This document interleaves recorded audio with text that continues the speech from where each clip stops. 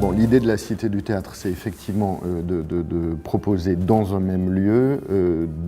les créations de deux grandes maisons, donc la Comédie Française d'un côté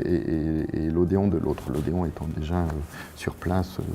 depuis un certain temps. La Comédie Française, ce sera deux salles, hein, une salle de 600 places modulable et puis une autre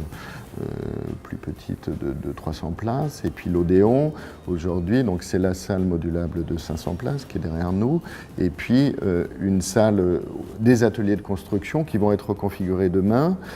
qui vont donc nous permettre de fabriquer tous les éléments de nos créations, à la fois pour ici et puis pour le site historique, et puis une vraie salle de répétition, ce qu'on n'a pas aujourd'hui, qui pourra être aussi une salle transformable dans laquelle on pourra accueillir avec un gradin rétractable 200-250 personnes pour proposer des formes qui sont des formes peut-être plus émergentes. Parce que l'idée de Stéphane Braunschweig, le directeur de l'Odéon, c'est de proposer au public de l'Odéon de voir aussi ce que les jeunes créateurs européens, français ou européens, font aujourd'hui, et c'est pas toujours simple de le proposer dans des grandes salles comme Berthier, la salle d'aujourd'hui. Et puis le conservatoire, alors le conservatoire avec ses lieux de travail, des studios de présentation des travaux des élèves aussi, enfin l'intégralité de ce qu'une grande maison de formation nationale peut offrir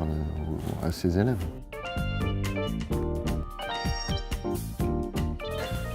Bon, l'idée, c'est que et la Comédie Française et l'Odéon proposent dans ce lieu des créations qui sont pensées pour ce lieu. Alors, le grand avantage de ce site, c'est que on va pouvoir, tout comme l'Odéon, lorsqu'il s'est installé ici, a pu bénéficier d'une salle entièrement modulable qui permet aujourd'hui d'être totalement en complémentarité par rapport à la salle à l'italienne qui contraint le théâtre et la création dans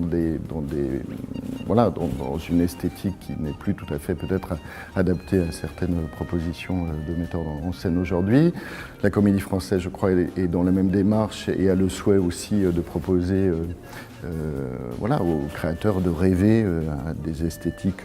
différentes, plus adaptées peut-être à leurs propos ou à ce qu'ils veulent raconter aujourd'hui.